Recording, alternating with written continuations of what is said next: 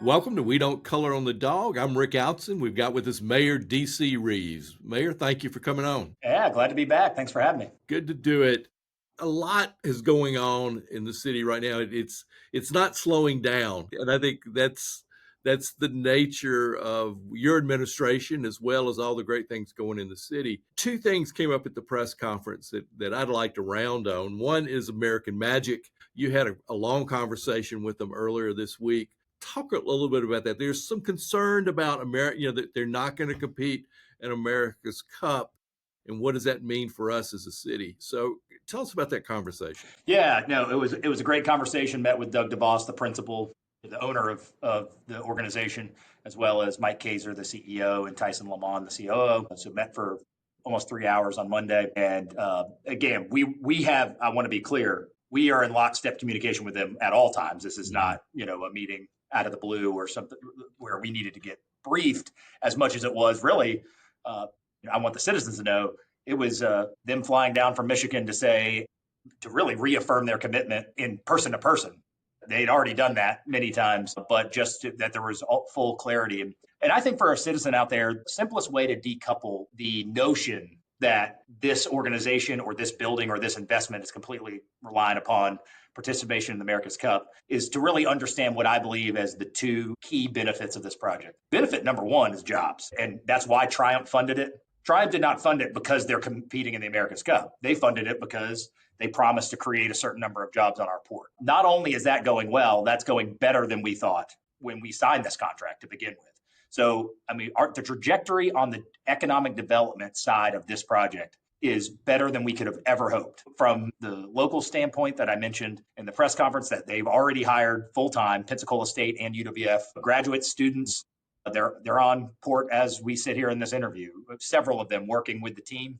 We want to see that pipeline. I think we all do. And then they're in a position, without getting into who their clients are, and I'll let them speak to specifics on all the amazing things they're working on when they're ready to do that. But what I can tell you is there are clients on this port that we never thought would be here, on the forefront of technology, on the forefront of aerospace, on the forefront of marine technology, that are already working with American Magic in the temporary Warehouse 9. And so they ultimately have such pent-up demand that they're already trying to figure out, do they need to keep number 9 and number 10 as a whole? That was not the plan originally. And so those are all good things. So understanding that economic development piece, I think, is super. And then the second part is planting our flag as a sailing destination. You've heard me say it 100 times. I still believe in that. And what I can tell you right now is that commitment will not change. Mm-hmm. Now, it may come in a different form, but the America's Cup is not the only race that puts you on the forefront of international sailing.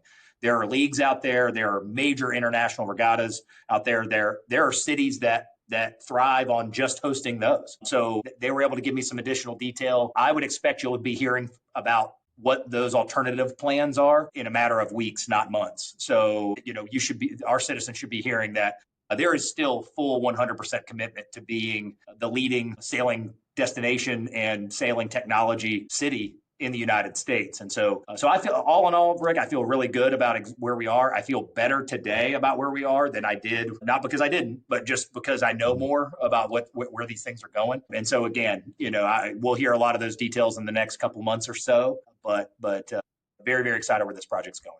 And we know part of the America's Cup is the centuries old format where it's winner take all. Back then, the cost of racing was not in the billions of dollars that it is now. And I did one interview with someone about it, and they said, "Well, what were my thoughts?" I said, "Well, I think there's going to be a whole nother circuit that's going to be created where the challenge that everyone's able to revenue share and what's going on." I akin it to the American Football League starting when the NFL dominated. That's the kind of buzz that I'm hearing out there.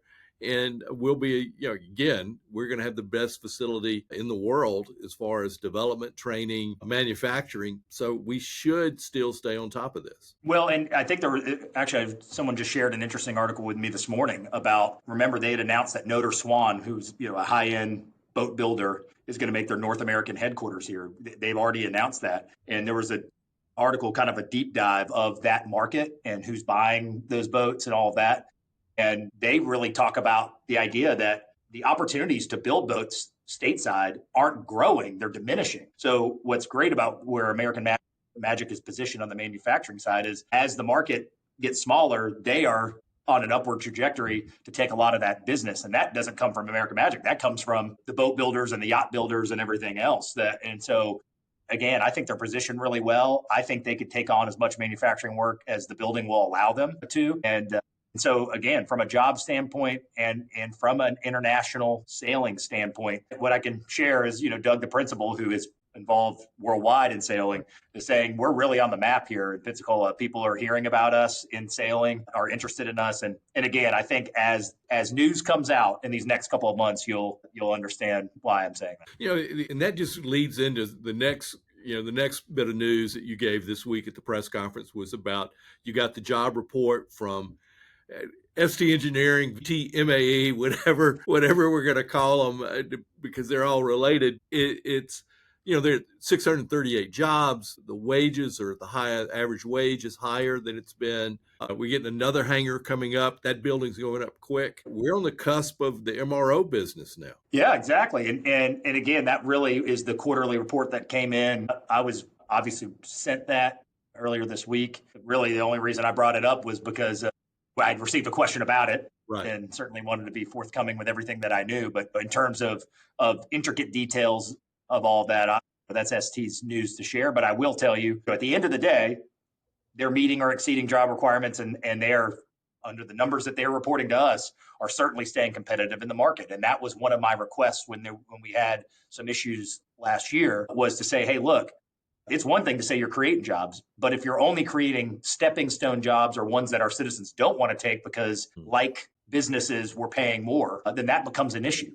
Because if the argument of let's have our kids stay home, or let's bring talented people to our community, if they're only here a year or two and then they're going off and working for someone else where they're making more money, then that was an issue. And we want that, and that's why we asked for more data, actually.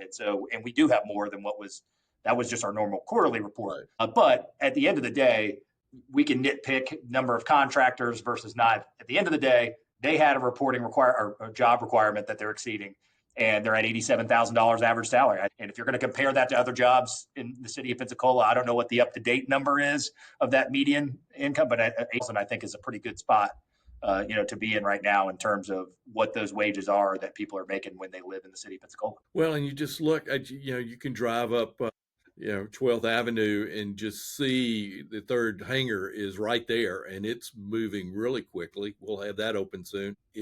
From all indications, we're going to hit the job numbers that we thought we were going to hit. Yep. There, and be on the cusp of another industry that's needed. Yeah, exactly. And again, like American Magic, the second that the hangar opens, the planes are coming in. So, right. And again, those are the investments that you like having, not the speculative investment of whether they can do business or not. What we like is the places that are in industries that have pent up business. That now it's just a matter of finding talented people. So between that, the Pensacola State, the A&P school going in right next door to the new hangar, I think that'll be a big attractor of more talented people, that you get to see it and you're right on the runway and you're going through that training. I think will be good for everybody. So I certainly feel good about where we are at, especially compared to where we were, not because the project was struggling a year ago, but just the lack of communication with the community, with my office and all that. I think we've been able to repair that and get to a better place. I think so. Now, the other thing came up, you had a meeting with Inspired about their project, the Reverb project at Community Maritime Park. I know, those meetings are confidential, but give us just a kind of a taste of what the conversation. Yeah, so there's two parts moving right now with Inspired. One, of course, is the newer conversation about Parcel 4 and a potential kind of parking entertainment complex that has been reported. And that was not the topic today. It will be soon enough. And we have asked them, the ball is in their court, to come kind of present to the city, to my office, how do they plan on paying for parking? What happens to the 350 spaces that are in the existing lot? All of that. So that's for another day. The conversation I just had with them was some slight modifications of actually decreasing the height of the apartment building by 12 or 13 feet or so.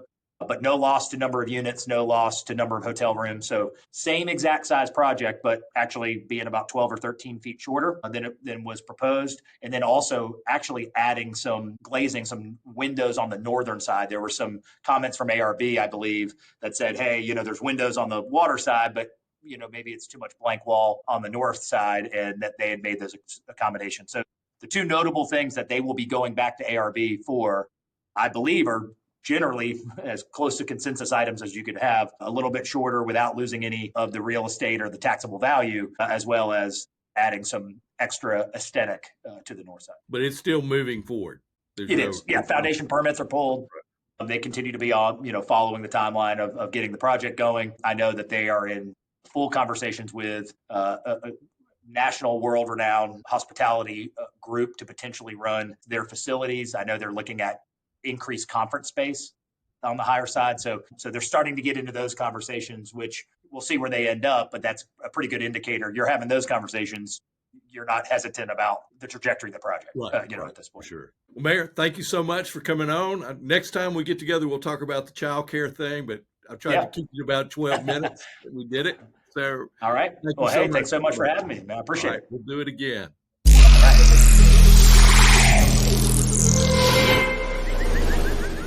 Thanks for watching, and to keep up with what's going on, be sure and subscribe. Just click on the little dog to the right and click the subscribe button. You can also like this video and click on the bell, which will notify you of new content. This really helps the channel grow. We appreciate you.